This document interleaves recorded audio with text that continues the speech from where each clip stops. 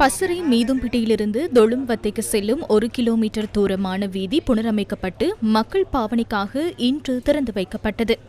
30.4 million ரூபாய் செலவில் குறித்த வீதி கான்கிரீட் இடப்பட்டு புனரமைக்கப்பட்டுள்ளது.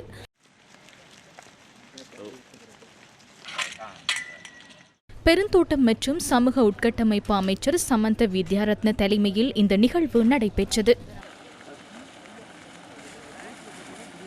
මෙතන ප්‍රධාන මාර්ගයේ ඉඳන් ගත්තම මොනරාගල වඩල් කුඹුර පාරට යන්න ඉතා කෙටි මාර්ගයක් තමයි මේ විවර වෙලා තියෙන්නේ.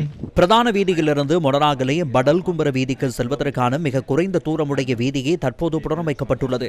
6 கிலோமீட்டர் சுற்றி பயணிக்க வேண்டிய தூரத்தை தற்போது 1 கிலோமீட்டர் தூரத்தில் செல்லக்கூடிய விதத்தில் குறித்த வீதி புனரமைக்கப்பட்டுள்ளது. ரீபில்டிங் ஸ்ரீலங்கா திட்டத்தினூடாக டிட்வா புயலினால் பாதிக்கப்பட்ட அனைத்தையும் இந்த வருடம் முழு கட்டி எழுப்புவதற்கு நாங்கள் எதிர்பார்க்கின்றோம். எங்கள் நாட்டுக்கு இந்திய அரசாங்கத்தினால் நிதி உதவி கிடைக்கின்றது. இலங்கைக்கு மேலும் 10 பாலங்கள் கிடைக்க உள்ளன. அந்த பாலத்தில் 3 பாலங்கள் பதுளை மாவட்டத்திற்கு கிடைக்கும். இந்த வருடத்தில் பதுளை மாவட்டத்தில் 3000த்திற்கும் மேற்பட்ட வீடுகளை அமைப்பதற்காக நிதி ஒதுக்கீடு செய்யப்பட்டுள்ளது. இந்த டிசம்பர் மாதத்திற்குள் 3000 வீடுகளை மக்களுக்கு கட்டிக் கொடுப்பதற்கு நாங்கள் எதிர்பார்க்கின்றோம். நாடு பொருளாதார ரீதியில் எவ்வளவு வீழ்ச்சியடைந்தாலும் மக்களுக்கான பணியை செய்வதற்கு நாங்கள் நிதி ஒதுக்கீடு செய்துள்ளோம். එන්න රටේ ආර්ථිකය කොච්චර බිඳ වැටුණත් මිනිස්සුන්ගේ වැඩ කරන්න අපි මුදල් මේනකොට සම්පාදනය කරගෙන තියෙනවා.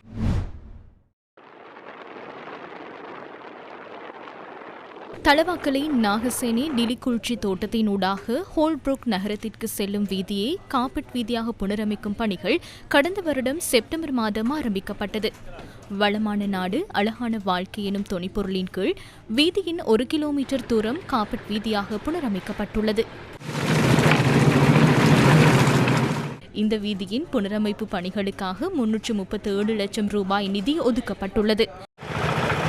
5000த்திற்கும் மேற்பட்டோர் இந்த வீதியினூடாக பயனடைவது குறிப்பிடத்தக்கதாகும்.